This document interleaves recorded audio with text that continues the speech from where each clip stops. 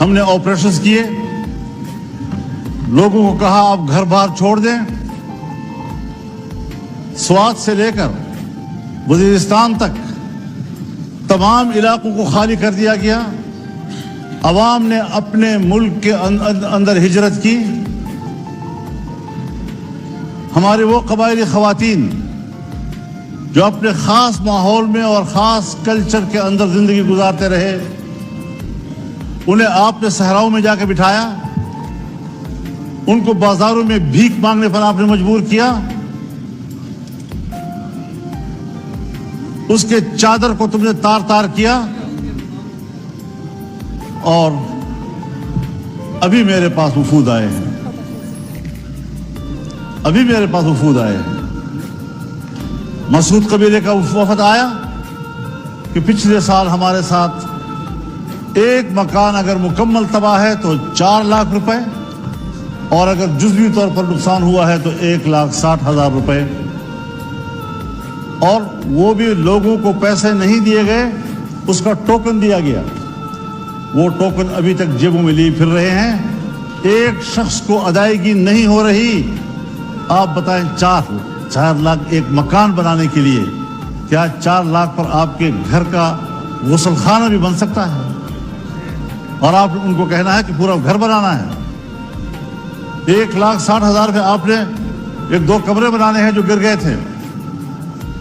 کیا مذاق دنیا کے ساتھ ہو رہا ہے؟ آج چمن کے اوپر, بارڈر کے اوپر 9 مہینے سے لوگ بیٹھے ہیں, در بدر بیٹھے ہوئے ہیں. آپ وہ شرائط ان کے اوپر لگا رہے ہیں کہ جو شرائط سرحد پر بیٹھے ہوئے لوگوں کے اوپر دنیا میں نہیں لگائے جاتے.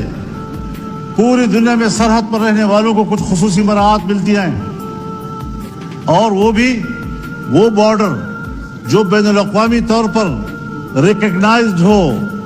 ہندوستان پاکستان کا سرحد طے شدہ ہے. پاک افغان بارڈر کو میں اور آپ پاک افغان بارڈر کہہ رہے ہیں. کیا افغانستان بھی اس کو پاک افغان بارڈر کہتا ہے یا اس کو ڈیورنٹ لائن کہتا ہے؟ کیا یہ کسی سمجھوتے کی بنیاد پر ہوا تھا کہ ایک ہی آدمی کا گھر, اس کا صحن پاکستان میں ہے, قبر افغانستان میں ہے. ایک ہی گاؤں کی مسجد, اس کا محراب افغانستان میں ہے اور اس کے مقتدی جو ہے وہ پاکستان میں کھڑے ہوتے ہیں. چمن میں جائیں, کتنے لوگ ہیں کہ جن کے گھر پاکستان میں ہیں اور جائیدادیں افغانستان میں ہیں, زمینیں وہاں کاشت کرتے ہیں, وہاں سے مال لاتے ہیں, اپنا کمایا ہوا گھر میں لاتے ہیں. آج وہاں پر آپ کر کیا رہے ہیں کہ لوگ بیٹھے ہوئے ہیں متبادل, کوئی ان کے پاس آپ کا تجویز نہیں ہے کہ آپ اس کو کیا روزگار دے رہے ہیں.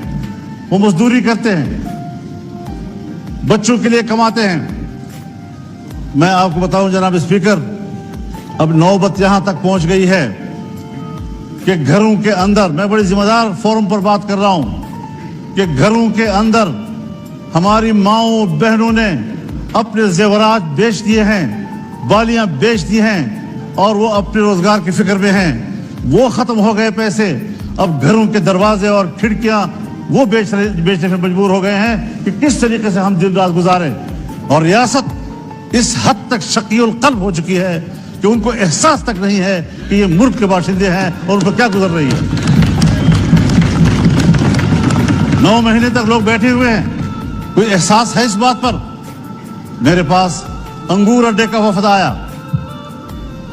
بھرپور وفد آیا, اور کہا صاحب آپ تو آئے ہیں ہمارے گاؤں میں. میں نے کہا جی میں آیا ہوں آپ کے گاؤں میں, تو آپ بتائیں وہاں ہماری کیا پوزیشن ہے.